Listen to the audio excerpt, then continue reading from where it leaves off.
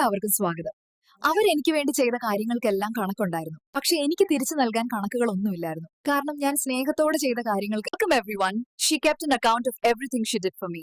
But I had no accounts to return. Because I forgot to keep an account of the things I did with love.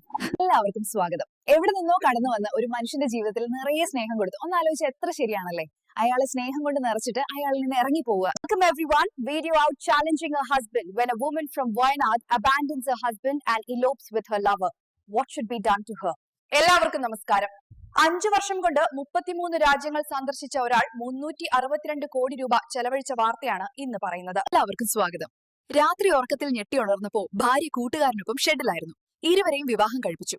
പിന്നെ വസ്തു വിറ്റ് അമേരിക്കയിലേക്ക് പോയി. എല്ലാവർക്കും സ്വാഗതം. മാനസിക ചികിത്സയ്ക്കെത്തിയ യുവാവുമായി പ്രണയം. വിവാഹശേഷം സൈക്കോളജിസ്റ്റ് ആത്മഹത്യ ചെയ്തു. ഹൈദരാബാദിലെ ബെഞ്ചാര ഹിൽസിലാണ് സംഭവം. എല്ലാവർക്കും സ്വാഗതം. മകളുടെ ഭർത്തൃപിതാവിനൊപ്പം 43കാരി ഒളിച്ചോടി. ഉത്തർപ്രദേശിലെ ബഡാൻ സ്വദേശിയായ മമത എന്ന സ്ത്രീയാണ് മകളുടെ ഭർത്തൃപിതാവായ ശൈലേന്ദ്ര എന്ന ബില്ലുവിനൊപ്പം ഓടിയത്. എല്ലാവർക്കും സ്വാഗതം. വിവാഹം കഴിക്കുന്നവരുടെ എണ്ണം കുത്തനെ കുറഞ്ഞു. 25 വയസ്സാല മുതിർന്നവരും ജീവിതകാലം മുഴുവൻ അവിവാഹിതരായി തുടരാൻ ആഗ്രഹിക്കുന്നുവെന്ന് റിപ്പോർട്ടുകൾ സൂചിപ്പിക്കുന്നു. എല്ലാവർക്കും സ്വാഗതം.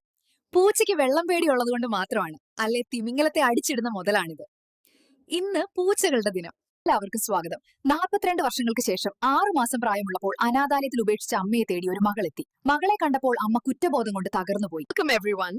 After 42 years, a daughter came looking for her birth mother, who abandoned her in an orphanage at 6 months old.